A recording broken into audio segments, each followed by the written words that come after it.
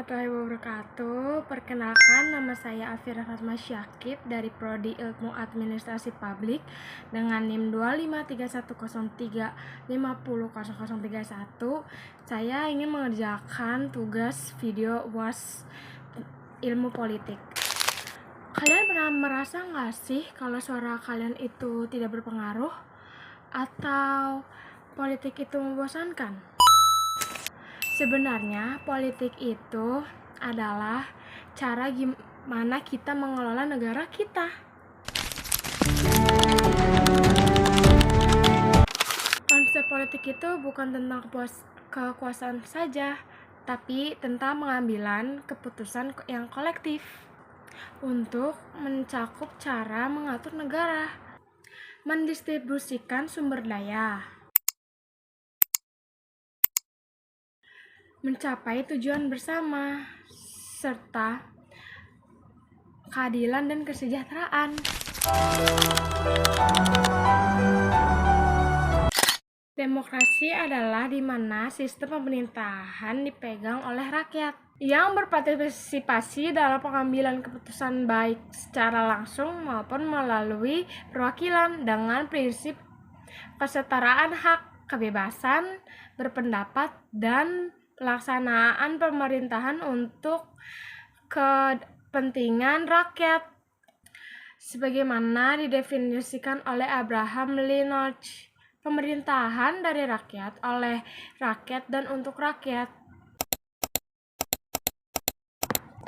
Inti dari demokrasi adalah kedaulatan rakyat. Ini adalah contoh demokrasi dalam tingkat nasional dan politik, yaitu pemilu. Pemilu atau pemilihan umum diselenggarakan setiap 5 tahun sekali untuk memilih presiden, wakil presiden, serta anggota legislatif seperti DPR, DPD, dan DPRD. Contoh yang kedua yaitu demonstrasi. Demonstrasi adalah aksi massa atau unjuk rasa untuk menyampaikan protes, tuntutan, atau dukungan secara publik. Ini adalah contoh demokrasi dalam tingkat masyarakat yaitu musrenbang. Musrenbang adalah pertemuan warga desa atau kelurahan untuk menentukan pembangunan apa yang paling dibutuhkan di wilayah mereka. Misalnya perbaikan jalan atau selokan. Contoh yang kedua yaitu gotong royong. Gotong royong adalah kegiatan bekerja sama secara sukarela oleh sekelompok orang untuk mencapai tujuan bersama, meringankan pekerjaan, dan mempererat kebersamaan.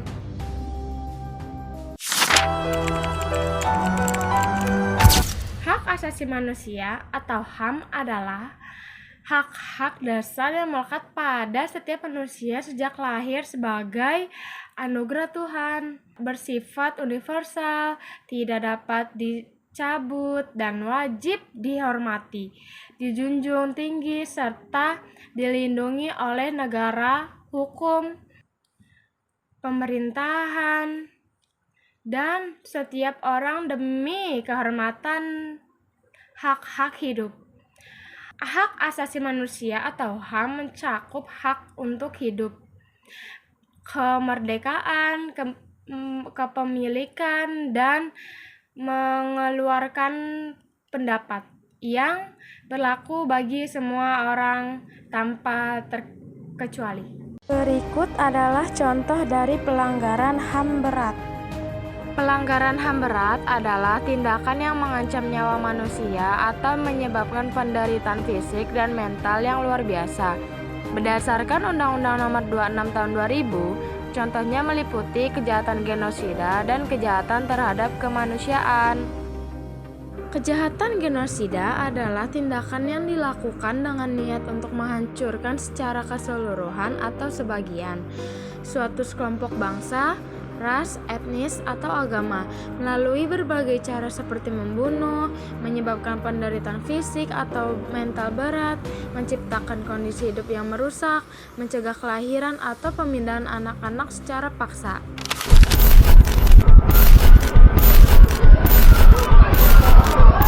Maraknya kasus bullying atau tindak penindasan yang terjadi di lingkungan pendidikan yang dilakukan oleh sejumlah remaja putri di Malang, Jawa Timur yang diduga menjadi korban perundungan teman sekolahnya. Sejumlah pihak Bullying merupakan ekspresi menyimpang pada anak dalam upaya pencarian jati diri, peran pendidikan di keluarga dan sekolah saat diperlukan sebagai penyeimbang.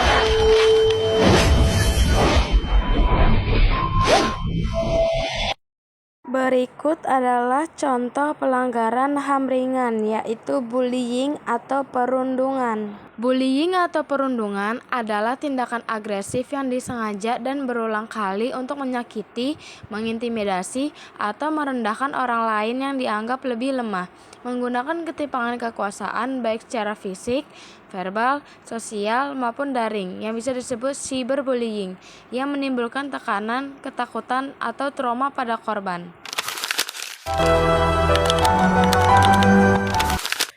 Partisipasi politik adalah keterlibatan warga negara secara aktif dalam kehidupan politik untuk memengaruhi pemerintahan, pelaksanaan, evaluasi kegiatan pemerintah. Mulai dari kegiatan pasif seperti mencoblos hingga aktif seperti diskusi kebijakan dan demonstrasi, yang menjadi pilar penting dalam demokrasi untuk memastikan pemerintahan yang responsif. Ini adalah contoh partisipasi konvensional, yaitu diskusi politik. Diskusi politik adalah pertukaran pikiran, gagasan, dan pendapat yang terstruktur mengenai isu-isu terkait kekuasaan, pemerintahan, kebijakan publik, partai politik, atau kandidat politik, dengan tujuan untuk memahami, menganalisis, mencari solusi, atau mencapai kesepakatan demi kepentingan bersama. Ini sering menjadi wadah untuk mengkritik kebijakan, menyerap masukan masyarakat, meningkatkan kesadaran politik, dan memperkuat iklim demokrasi dengan cara yang konstruktif.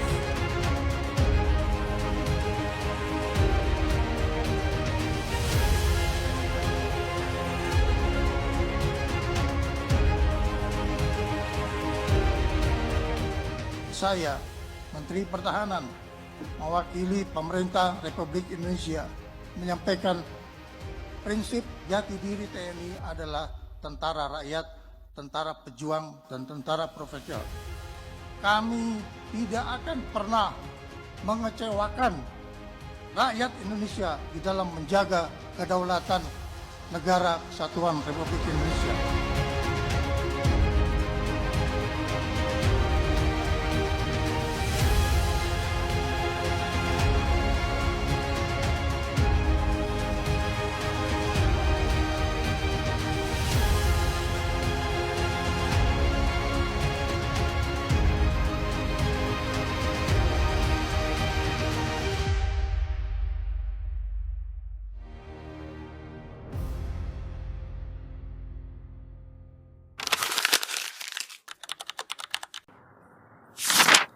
Pemilu atau pemilihan umum adalah proses demokratis untuk memilih wakil rakyat atau pejabat publik secara langsung oleh warga negara, menjadi sarana pelaksanaan kedaulatan rakyat untuk membentuk pemerintahan yang sah dan representatif. Di Indonesia, pemilu diatur agar berlangsung umum, bebas, rahasia, jujur, dan adil. Mencerminkan kehendak rakyat dalam menentukan pemimpin dan arah kebijakan negara. Berikutnya saya akan menjelaskan contoh pemilu di Indonesia. Contoh pemilu di Indonesia mencakup pemilihan presiden, wakil presiden, anggota DPR, DPD, DPRD yang bisa disebut legislatif, serta kepala daerah seperti gubernur, bupati, dan wali kota yang dilaksanakan secara berkala, dengan pemilu 2024 menjadi contoh terbaru untuk memilih wakil rakyat seperti DPR, DPD, dan DPRD, dan pemilu 2024 untuk presiden dan wakil presiden diputar kedua Sejarah dimulai dari pemilu 1955 hingga pemilu 2019 dengan mekanisme seperti sistem proporsional terbuka untuk DPR dan sistem mayoritas untuk presiden.